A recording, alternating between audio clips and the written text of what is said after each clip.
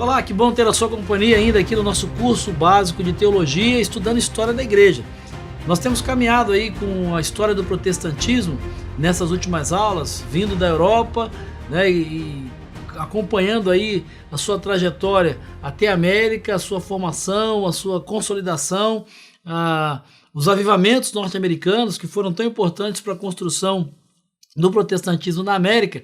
Mas antes de chegar no Brasil e antes de nós estudarmos o protestantismo dentro do Brasil, é muito importante entender sobre o surgimento do pentecostalismo, e é sobre isso que a gente vai conversar hoje.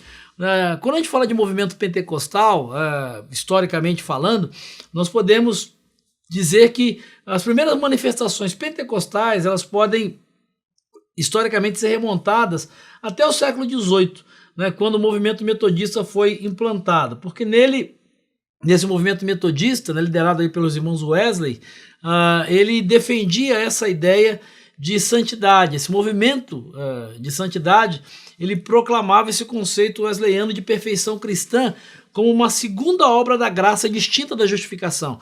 É o primeiro momento historicamente que a gente vai ver essa ideia, né, desse processo de santificação, de perfeição cristã, como uma segunda etapa depois da justificação. Interessante que quando a gente vê os escritos de Wesley, ao comentar algumas pessoas que entraram em êxtase em um dos seus cultos, ele diz o seguinte: essas manifestações podem até ser ou não verdadeiras, mas eles entendiam e começaram a desenvolver essa ideia de um segundo momento depois da justificação, dentro da experiência de conversão, como um momento de santificação, ou como alguns defendem, né, o batismo do Espírito Santo como uma segunda bênção. Os primeiros grupos pentecostais conseguiram a sua membresia das igrejas Holiness wesleyanas, né, um grupo de metodistas, e em muitos casos dos quais esses grupos vieram de grupos renovados, onde elas começaram, batistas, metodistas, presbiterianos. O primeiro grupo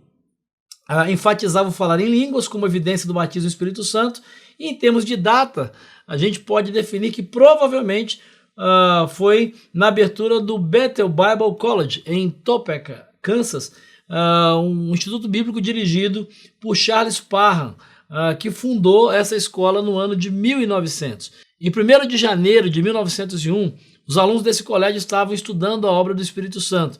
E uma das alunas ali naquele grupo, chamada Agnes Osman, ela pediu aos seus colegas que lhes impusessem as mãos para que ela recebesse o Espírito Santo.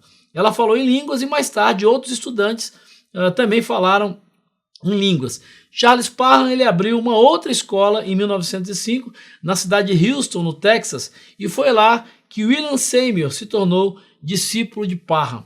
Algum tempo depois, William Seymour ele foi pregar em Los Angeles um sermão baseado em Atos capítulo 2, versículo 4, declarando que Deus teria uma terceira bênção, além da santificação e da justificação, que seria o batismo do Espírito Santo.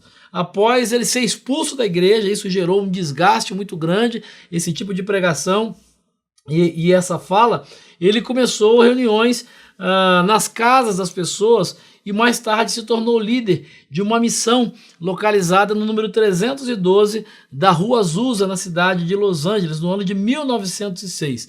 Para os historiadores, historicamente, esse movimento da Rua Azusa é o marco do início do movimento pentecostal. Nessas reuniões, falar em língua se tornou muito comum, e as pessoas que vinham visitá-la tiveram experiências similares e levaram a mensagem para outros países. A gente pode dizer então que a missão da Rua Azusa é a mãe do pentecostalismo mundial, e essa missão se chamava Missão Apostólica da Fé. Esse nome durou até 1914, quando foi mudado para a Assembleia de Deus.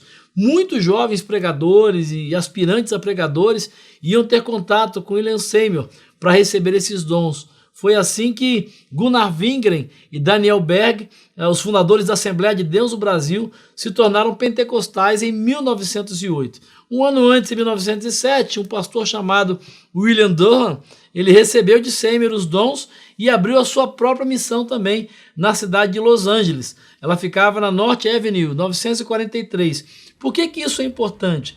É porque William Durham, mais tarde, nessa missão, vai alcançar Luiz Francescon, futuro fundador da Congregação Cristã do Brasil, e ele recebe os seus dons e posteriormente iria dar origem a esse novo movimento. A Rádio Transmundial é um veículo de comunicação presente em 80% do planeta e que tem como objetivo levar as boas novas do Evangelho aos que não a conhecem, bem como dar crescimento e maturidade cristã àqueles que desejam servir a Deus de forma integral. Mais informações em www.transmundial.org.br. Transmundial, para todo mundo ouvir.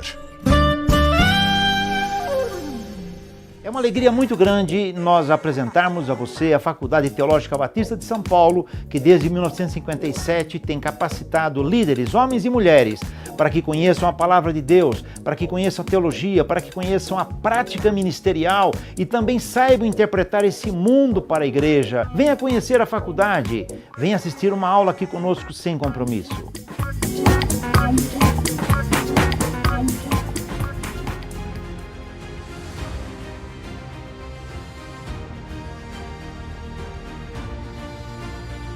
Bom, quando a gente fala de pentecostalismo, vale a pena a gente diferenciar dentro desse movimento algumas subdivisões, né, que a gente chama de pentecostalismo, neopentecostalismo, e alguns até definem um grupo chamado de pós-pentecostalismo ao longo da história. Como é que a gente pode defender isso? O pentecostalismo, chamado de pentecostalismo clássico, a gente pode dizer que fazem parte desse grupo, né? A Congregação Cristã do Brasil, a Igreja Assembleia de Deus, a Missão Evangélica Pentecostal do Brasil, e esse termo clássico ele acaba surgindo em meados da década de 70 aqui no Brasil, quando alguns pesquisadores norte-americanos acrescentaram a designação classical às denominações pentecostais do início do século, para distingui-las de outras pentecostais ou carismáticas que surgiram a partir da década de 50 do século XX. O pentecostalismo histórico, como já foi apresentado, ele é um movimento missionário de caráter mundial que possui uma dinâmica própria, herdando muitos traços dos movimentos de santidade da Inglaterra e dos Estados Unidos, particularmente do movimento metodista. Então, a ênfase principal, né, a gente estava comentando ali de Charles Parham, seria essa evidência inicial do falar em línguas, o que comprovaria que um crente foi batizado pelo Espírito Santo, e também a questão das visões e das profecias. É lógico que curas e exorcismos também estão presentes, mas nesse grupo pentecostal clássico, a ênfase principal, o marco fundante, é batismo com o Espírito Santo e a consequência e evidência disso em falar em línguas. A partir daí, há uma classificação para um segundo grupo dentro desse movimento, que são os neopentecostais. Nos anos 50, né, do século XX, surge um novo grupo pentecostal que vai fazer dos milagres e da cura divina a sua principal ênfase, diferente do primeiro grupo, onde a ênfase é justamente a questão do dom de línguas. Entretanto, assim, a marca fundante e o aspecto doutrinário principal vão permanecer inalterados. Esse segundo grupo pentecostal, conhecido, né, como neopentecostais, ele é liderado pela Igreja do Evangelho Quadrangular, né, quando dois atores de cinema americano vão chegar no Brasil, e aí a gente falando de Brasil por volta de 1951. Um outro aspecto marcante do grupo neopentecostal é a difusão por meio do rádio, que era considerado até então pelo pentecostalismo clássico como uma atividade mundana, é uma quebra de paradigma. Nesse caso, é a Igreja do Evangelho Quadrangular que vai criar a primeira escola teológica pentecostal. Nós poderíamos definir que dentro desse grupo a gente pode incluir ainda a Igreja Pentecostal Brasil para Cristo, a Igreja Pentecostal Deus é Amor, a Igreja de Nova Vida, Casa da Bênção e até mesmo a Metodista Wesleyana. Vale a pena também destacar um terceiro grupo que é tratado como os pós-pentecostais. O que seriam os pós-pentecostais? Essa é uma nomenclatura que é pouco usual entre os que estudam pentecostalismo. Em alguns casos, pode até se observar os próprios pós-pentecostais acusarem a igreja pentecostal histórica de ser pós-pentecostal, porque traria um comportamento frio e incrédulo. Nessa discussão, a gente usa isso de uma maneira diferente. O mais importante aqui é o aspecto da ruptura. A gente marcaria esse grupo chamado de pós-pentecostal porque ele se mantém com alguns elementos do pentecostalismo histórico, como a cura, a oração, mas se nota uma excessiva importância na figura do Espírito Santo. Agora, a grande ênfase desse grupo que eu chamo aqui de pós-pentecostal, ela passa a ser no exorcismo e na ação dos demônios. E associado a isso, uma grande ênfase na teologia da saúde e na teologia da prosperidade.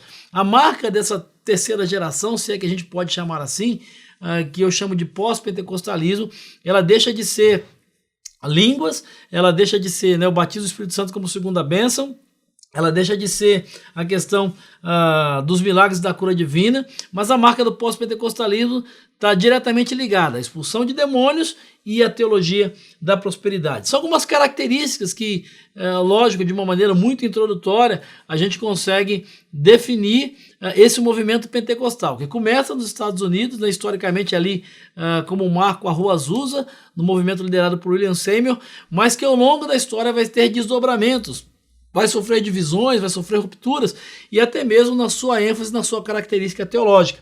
Então, pentecostais clássicos, a ênfase, batismo no Espírito Santo e línguas como a evidência desse batismo. Neopentecostais, a ênfase nas curas e nos milagres. Pós-pentecostais, a ênfase está no exorcismo, na expulsão de demônios e essa teologia da saúde e da prosperidade, do sucesso como uma marca desses grupos. É óbvio que isso tem outros desdobramentos, mas vale a pena você se aprofundar e buscar a literatura adequada para conhecer um pouco mais desses movimentos que fazem parte aí do nosso cotidiano histórico no Brasil.